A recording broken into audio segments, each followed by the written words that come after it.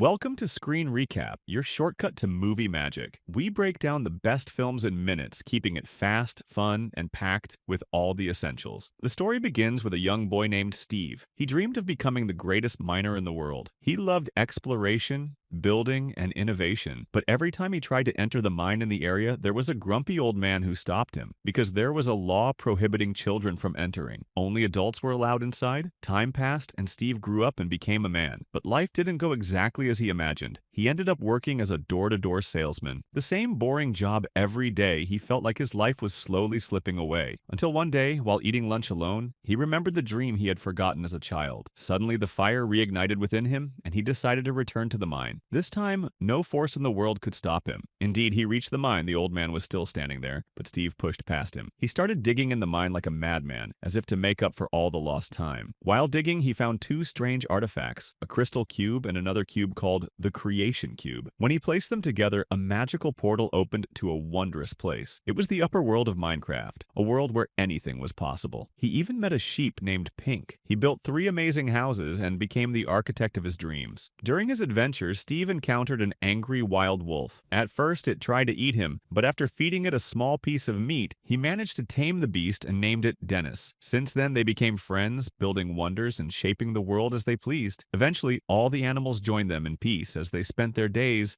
building, exploring, and discovering. Until one day, Steve found some ancient ruins, and inside a chest placed with incredible precision, he discovered a new portal. This portal led to the Netherworld, a dark and gloomy realm devoid of creativity and innovation. This world was filled with piglins, greedy and savage pig-like creatures, all serving an evil witch named Malgosia. This pig witch turned evil after a difficult childhood. People mocked her, and even her father disowned her, calling her a disgrace. Since then, she lived in hatred and malice.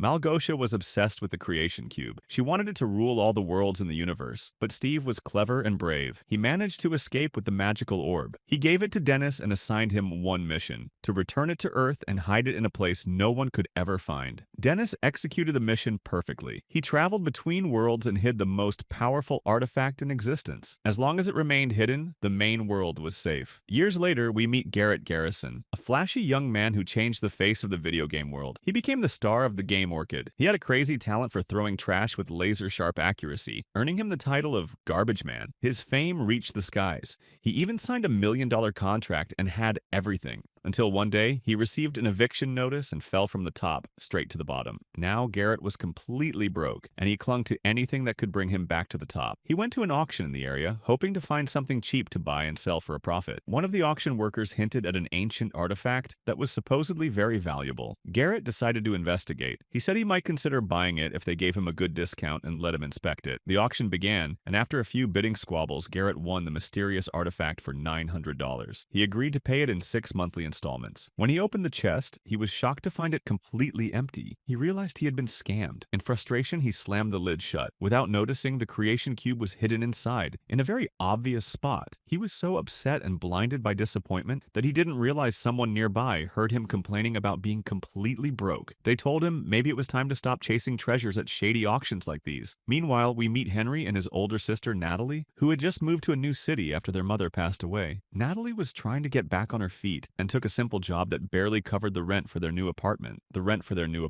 They were welcomed by Dawn, a friendly real estate agent who greeted them warmly with kind words and a good spirit. The next morning, Natalie made breakfast for Henry, pizza, so he could take it to school and share it with his new classmates. She even bought him a bottle of cologne to make him feel loved, but Henry was still affected by the change and the pain. He barely said thank you and went off to school. Elsewhere, Garrett was cleaning up some old junk in the shop. Suddenly, Henry walked in. The boy was curious and offered him a slice of pizza in exchange for advice. Garrett, who liked to call himself the seller of the game of life, joked that his wisdom was worth $50 an hour. He laughed with him a bit and gave him a few heartfelt words. He told him that friends are like puzzles. Sometimes you have all the pieces, and sometimes you're just missing one piece to feel complete. He also said you can't be a team by yourself. You need someone else to overcome anything. Henry was moved by the words, left the pizza, and went to class. At school, he met the principal, who gave him his name tag. While they were talking, she suddenly told him that her marriage was was considered dead years ago, but they still kept going together because they loved their dogs. After that, Henry went to class, and the teacher, who was joking bitterly, complained to the students about how much he hated his life. As the lesson began, they started a group project. Henry made a mistake and placed the wrong pieces together. Suddenly, the prototype of the flying jacket malfunctioned. At that exact moment, Natalie, who was working nearby,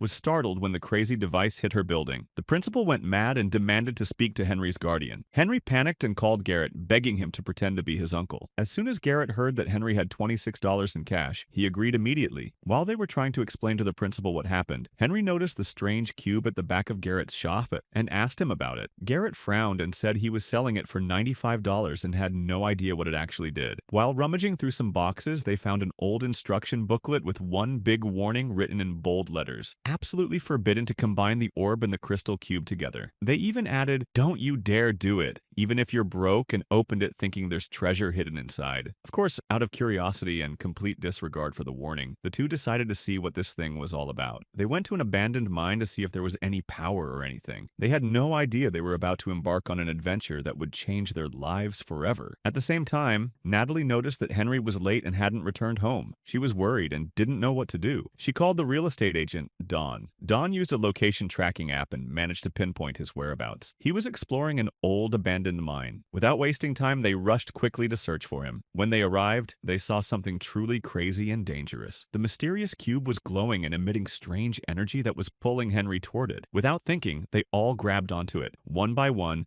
they were sucked into the vortex. They passed through the portal and went straight to the upper world. Garrett was amazed by the new world around them and proudly introduced himself as the legendary video game champion from 1989. Soon after, they encountered the famous Pink Sheep, who was staring at them in astonishment. But they weren't alone. There were villagers who saw the portal opening and decided to follow them back to Earth. A wild interaction began between the two worlds. Meanwhile, in the lower world, the piglins, the empty-minded creatures, were furious about digging and not finding a single piece of gold. Malusha was raging again, threatening them with something worse than death if they didn't find treasure soon. She vowed to turn them into roasted pork chops. At that moment, she received a signal. The portal orb began to activate again. She rushed quickly to confront Steve, who was still her prisoner. She knew he had stolen the orb. Without much talk, she let him go, but gave him a harsh condition. If he wanted to save his wolf, Dennis, whom she was holding captive, he had to return the orb from the upper world. Back in the upper world, Garrett was trying hard to impress the Pink Sheep, begging her to give him missions to search for gold. Time passed, but nothing happened. Suddenly, Dennis the wolf appeared, running toward Garrett. He just set a tough condition for him. If he wants to save his wolf, Dennis, who he desperately needs, he must return the ball from the upper world. And back to the upper world, Jarrett was trying hard to impress the Pink Sheep, begging her to give him missions to search for gold. It happened. Missions to search for gold. Time passed, but nothing happened. Suddenly, Dennis the wolf appeared, running toward Garrett. He just set a tough condition for him. If he wants to save his wolf, Dennis, who he desperately needs, he must return the ball from the upper world. And back to the upper world,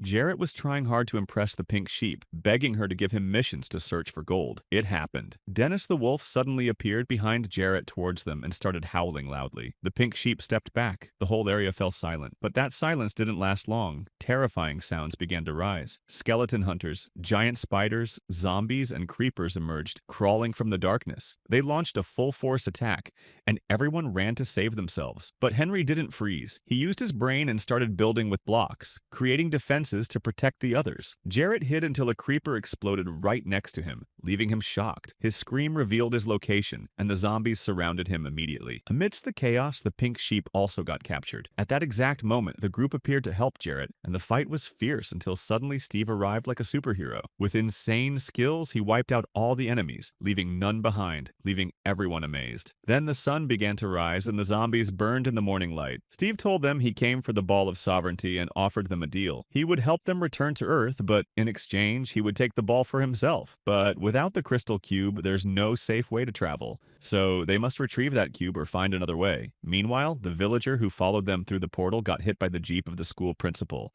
who was driving absent-mindedly and worried about a lawsuit that might be filed against her. She quickly tried to act calm and offered him dinner, saying, Everyone these days wants to find me, but you are a wise man. A legendary, wise, and shining villager, along with a giant iron golem, protects the place with strength and honor. To regain their energy, they sat down to eat grilled chicken. Steve, always cautious, warned them about chicken grilled on volcanic baths. But Jarrett, being arrogant and not wanting to appear weak, ignored the warning and took a big bite, enduring the pain to maintain his image in front of everyone. Back in the lower world, Malusha was losing her temper, fed up with constant failure. She summoned the strongest general in her army, Shangos, the mightiest and most loyal piglins among them. She told him about 4 strangers she called the Round Ones, who had the ball. Before sending him, she gave him a special plant charm to prevent him and his soldiers from turning into pork chops or zombies on the way. She told them, no more childish games, and gave the order telling him to retrieve the ball at all costs. In the upper world, the group continued their journey towards the legendary palace. Along the way, they reached Steve's warehouse, a magical place filled with tools, devices, and all kinds of cool stuff. There, they found the Indoor Pearl, an ancient artifact that lets you teleport anywhere you throw it. Of course, Jarrett, curious as always, used it immediately without realizing it was the last one they had. After that, Steve showed them how to craft tools from the resources of this world. Jarrett got excited and made himself a weapon, looking a bit odd but functional. Henry, on the other hand, gathered some scraps from the real world along with items from Minecraft, creating something genuinely useful. Later, Jarrett took Steve aside to talk to him. He confessed that he read the note hidden inside the ball and immediately asked him about the treasure it mentioned. Steve admitted and said yes, he has a gold stash hidden deep within the mines, far away from the palace. Reaching it is a significant risk, but Jarrett didn't blink. He looked him straight in the eye and said, "No gold means no ball." So they descended into the mines. As they were about to move, the general introduced himself to Steve. He was polite, but the tone of his voice suggested, "I could kill you in a second." Steve tried to take control of the situation, but Jarrett, feeling a bit jealous and wanting to show off, jumped in with his strange weapon and attacked Shangos. He struck poorly, causing chaos as Steve stepped aside, and the place turned into a mess. Everyone split into groups during the fight. Natalie and Dawn formed one group, while Jarrett and Henry got separated from them. Before they parted, they agreed to meet at the palace to help each other escape. Steve distributed special flying wings, but he had a surprise move. He and Jarrett flew together, and what followed was a crazy aerial chase. They flew between walls, dodged sharp blows, and performed wild maneuvers to escape the Piglin army. At one point, they soared over a peaceful field filled with sleeping pandas, unaware of the madness happening above them. Finally, Jarrett and Steve made a perfect drop, landing safely in a lake without a scratch. Back in our world, the school principal was enjoying an unexpected date with the villager she had hit with her car. While having dinner, she confessed she was newly divorced, saying her ex-husband lacked personality. Returning to the upper world, Steve began telling the story of Malusha. Once she dreamed of becoming a world-class dancer. Her movements were graceful and elegant, defying the rigid traditions of the Piglins. But her father expelled her and crushed her because of her passion for dancing. Since then, she vowed never to love beauty and creativity again. Now, if she takes the orb, she'll destroy the overworld with all its innocent creatures. But Steve was conflicted. He needed the orb to save his wolf, Dennis, who was still trapped by Malosha in the Nether. Malosha was seething with anger. Changus had failed and she was out of patience. She unleashed her deadly weapon, the Great Hog, a giant beast with a programmed mind. It awakened in a blind rage, and without hesitation it crushed General Changus. Then, with a thunderous, booming voice, Malosha gave it its first command: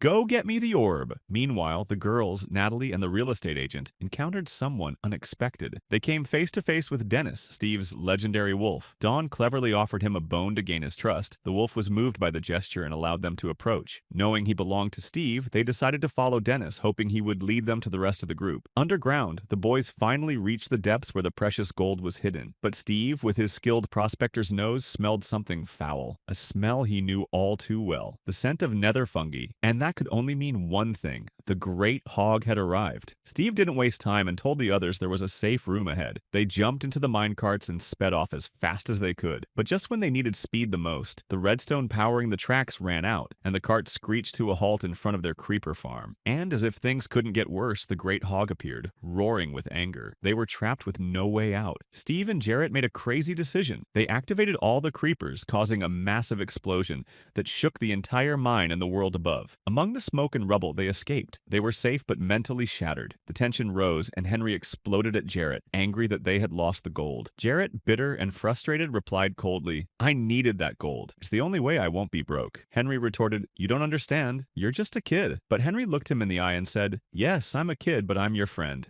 Jarrett fell silent, moved by Henry's words. Something changed within both of them. A new friendship was born. They began planning the operation to storm the fortress. According to the map, the place had 3 levels. The first floor was guarded by villagers trained for combat, tough, organized, and merciless. The second floor was controlled by evokers, dark sorcerers capable of summoning real nightmares. The final level housed the indoor crystal, guarded by the indoor man himself, a deadly assassin who could kill with a single glance. Before they could move, the villagers ambushed them, dragging the adults into an underground fight club, a brutal arena with no rules. Steve watched from the shadows, hiding. Jarrett was shoved into the ring and thrown into the center. His opponent was a baby zombie riding a savage, bloodthirsty chicken. Meanwhile, Henry managed to sneak to the 3rd floor, the vault. The room was dark and eerie. Waiting for him, there was the indoor man. There was no escape. Henry gripped his diamond sword and charged. The fight was insane. Henry emerged victorious. For his victory, he claimed his prize, a teleportation pearl, a mystical artifact that allowed him to leap instantly across the overworld, and perhaps even farther. After they escaped the fortress, they were exhausted but nearing the end of their mission. The group then faced their worst nightmare, Malosha, the witch pig. She had been tracking them using the scent of the magical orb. With a sly grin, she snatched the creation cube and the indoor man's crystal. Without a fight or warning, she disappeared into the nether's darkness, as if she had already won. Steve and Henry tried to run, knowing there was no way to retrieve the artifacts. But Jarrett didn't move. He stood staring ahead, his eyes filled with determination. "If we're going to lose," he said, "then we'll lose bravely." He raised his arms and shouted, "It's time for heavy metal." He caused a massive explosion, a final sacrifice to stop Malosha from finishing them. Sacrifice to stop Malosha from finishing them off at that moment. The shockwave sent everyone flying in all directions. The boys were battered and barely alive amidst the rubble. Moments later, Dennis found Steve and nudged him awake. Steve slowly got up, and a short distance away, Henry began to stir. He was in pain, but alive. Amid the destruction, they spotted a strange, small building standing intact. The comforting Raven, Dawn, had built it as a quick refuge. When they regrouped with Natalie and Dawn, the group realized how dire the situation had become. The darkness was spreading across the overworld, Malosha's power consuming everything. This was Jarrett's moment. For the world and for everything they had been through, they decided to fight back. They began crafting new, stronger, and smarter tools. Henry, holding the teleportation pearl, devised a plan. They upgraded the iron golems, enhancing them with high-speed units. Now they had an army of raging iron giants ready to face the nether hordes. Malosha saw them coming and laughed. "Golems only kill if provoked," she said, but a small impulsive pig threw the first punch, and that was all it took. The golems went berserk, and the battle began. Malosha, enraged, unleashed her ultimate weapon, the Great Hog. But she hadn't expected the heroes to have built their own ultimate golem, a massive, stronger giant made from a secret alloy. The two beasts clashed in an earth-shaking battle that rocked the overworld's foundations. Meanwhile, Steve confronted Malosha. He was armored from head to toe in hand-carved diamond armor, wielding a colossal, legendary diamond sword. But Malosha wasn't fazed. She knew her dark magic was stronger than any sword. Elsewhere on the battlefield, Henry was making his way toward the Orb of Dominion, while Natalie found herself alone. At that moment, the Great Hog broke free from its fight with the golem and charged at her. There was no escape, but before the worst could happen, a sound echoed through the area. It was Dawn's voice, standing proudly on a hilltop, surrounded by a pack of wild wolves. She had tamed and united them in a special way. With a sharp whistle, she gave the command to attack. The wolves pounced on the Great Hog, engaging in a brutal, primal fight. Amid the chaos, the Great Hog, in its raging fury, fired a deadly beam at Henry, striking him down. The battlefield fell silent, everyone frozen. Then, from the smoke and flames, Jarrett returned, rising from the ashes like a phoenix. He sprinted, grabbing Henry and pulling him to safety. With what strength they had left, the heroes regrouped. Suddenly, light began to return, and balance is restored. The Great One caught it. All hope was lost, until the super golem delivered a devastating final blow. He struck the monster and recovered the ball once and for all. After the ball was back in their hands, it was time for the final confrontation. Steve stepped forward to face her. Malosha was weak, cornered, and defeated. He looked her straight in the eyes and said, "It's over. You've lost." But even then, she tried to deceive him 3 times. She attacked with a hidden knife, but he blocked her 3 times. Steve knew the fight was over. Instead of finishing her off, he walked away and left her alive to live with the shame of defeat. With the danger finally gone, Steve bid farewell to the group. He turned to Henry and offered him a place in the upper world, a seat to settle down and start a new life. But Henry smiled and shook his head in refusal. He was returning to his home, and Steve respected his decision. He reunited once more with Dennis, his loyal companion, but surprised everyone by kneeling beside Dennis and handing over the reins to Dawn with a gentle smile. Steve said, "I need a quiet life, and you deserve it too." After that, he hugged Jarrett and told him, "You're a true friend and a brave warrior." He thanked Natalie and Dawn for their courage. He stood and watched as they passed through the gate, one after the other, and just as he was about to return to his peaceful life in the upper world, Steve paused for a moment, looked around, and thought for a second. With newfound determination, he stepped through the gate and returned to our world on Earth. Days later, everything had changed. Jarrett got a major promotion. His shop became very famous. He became a master at combining work and play. He and the group created a new video game inspired by their crazy adventures, and life became paradise. Dawn quit her brokerage job and now lives a life of pure adventure. She and Dennis go everywhere together, throwing a party wherever they go, as her new motto says. After that, Natalie opened her own self-defense school. She's now the region's champion and a community icon. Henry finally fixed his pilot jacket and is flying in the skies, living his dream. And in the end, a love story blossomed between the villager and the school principal. Now they speak the language of humans fluently, and she's teaching him the villager's language. Ever since they met on that crazy night, he hasn't thought of anything else. He took her hand, got down on one knee, and proposed to her. And that's the end of the movie. If you like the video, subscribe to the channel and activate the notification button so you never miss an updates. See you in the next video.